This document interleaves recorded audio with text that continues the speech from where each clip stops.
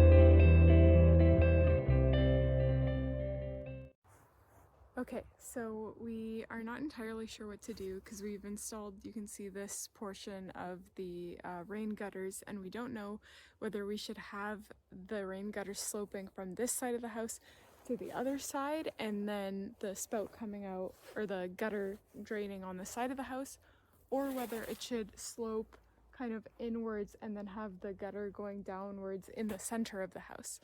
The issue is that if we have it sloping from one side to the other, one side, like the gutter will be hanging down from the roof a lot more because it needs to be sloped, and we're not entirely sure if that's going to look very nice. So I'll update you once we figure out what we're doing.